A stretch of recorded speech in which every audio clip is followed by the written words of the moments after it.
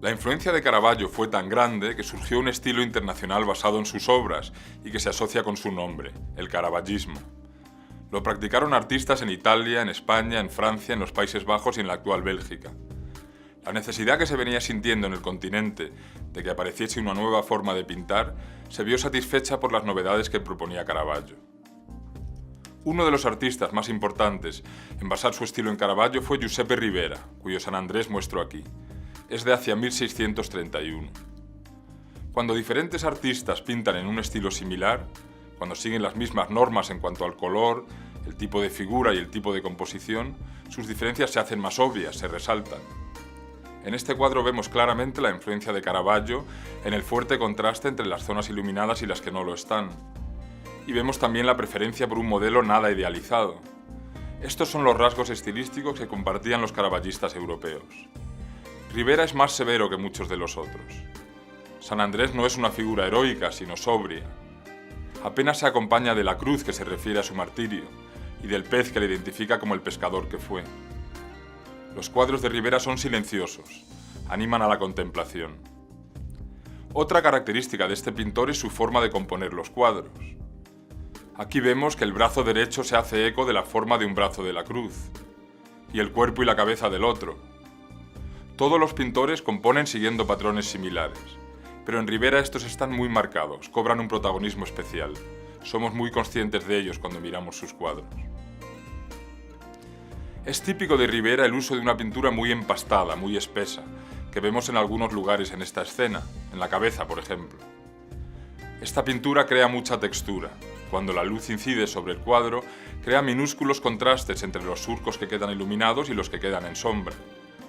El resultado es un tipo de superficie pictórica muy característica de este pintor.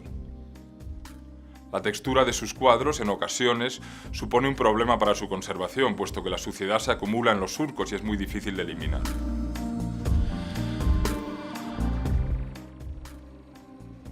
Veamos algunos datos sobre la vida de Ribera. Nació en 1591 en España, en Játiva, cerca de Valencia. Hacia los 15 años de edad se trasladó a Italia y allí permaneció el resto de su vida. Sabemos que sus contemporáneos pronto se referían a él como un seguidor del estilo de Caravaggio. En 1616 se trasladó de Roma a Nápoles y ahí vivió el resto de su vida. Nápoles era una de las 2 o 3 mayores ciudades de Europa en ese momento, era mayor que Roma, por ejemplo, y pertenecía a la monarquía española. Ribera trabajó para los virreyes y la administración española, y muchos de sus cuadros se enviaron a España, donde tuvo mucha influencia. En este cuadro, de 1628, vemos de nuevo el énfasis en los aspectos composicionales o de estructura formal. Los ángulos que forman la pierna doblada del santo y los brazos que se ven en el cuadro se relacionan entre sí, y todos ellos con el formato rectangular del cuadro. Parecen notas en una escala musical que varían o que se repiten, marcando el carácter de la imagen. El santo es Andrés, como en el cuadro anterior, a quien preparan para su crucifixión. A pesar de la acción, el cuadro inspira contemplación y silencio. En este cuadro también vemos el uso de pinceladas muy empastadas, que crean una superficie con mucha textura. Esto es difícil de apreciar en una foto, pero se atisba en este detalle de la parte inferior de la escena, en la mano y en la zona del talón. Dentro del contexto de esta escena sombría, llaman la atención los acentos del azul del cielo y del color naranja del paño que hay en la esquina inferior derecha. Estas escasas y agradecidas notas de color también son características de este pintor, sobre todo a partir de la década de 1630. Ribera dominó el mundo del arte en Nápoles de tal modo que otros pintores tuvieron que adaptarse a su forma de pintar si querían vender sus cuadros. De esta manera indirecta se prolongó la influencia de Caravaggio en esa ciudad. Un ejemplo es el arte de Mattia Preti, un pintor nacido en 1613, o sea, 22 años después que Ribera y 42 después que Caravaggio.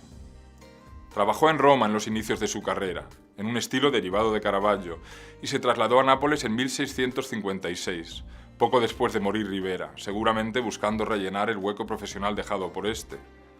En Nápoles su vena caravagista se vio acentuada. Incluyo este cuadro en esta charla por una reciente visita al Museo Capodimonte en Nápoles al que pertenece.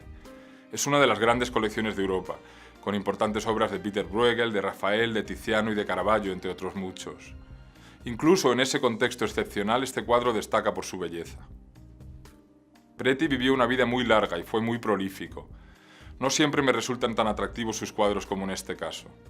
Digo esto para recordaros que con la pintura, como con la música, por ejemplo, no es raro que se dé el caso de que nos guste especialmente una pintura de un artista, pero no otras.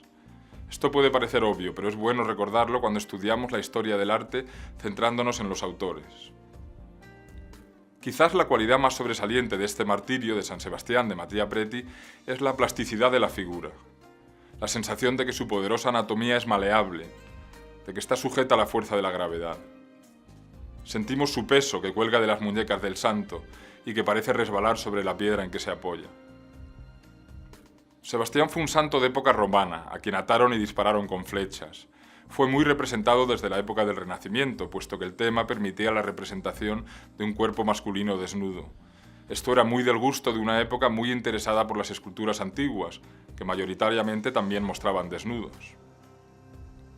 En el cuadro llaman la atención el contraste entre la fuerza del joven y su impotencia. Empatizamos también con el rostro que mira hacia el cielo, mezclando indefensión y esperanza. El realismo de la pintura del XVII nos puede hacer olvidar por un momento que lo que vemos es un cuadro, pero es el artificio del pintor el que nos seduce y nos convence. Una última idea.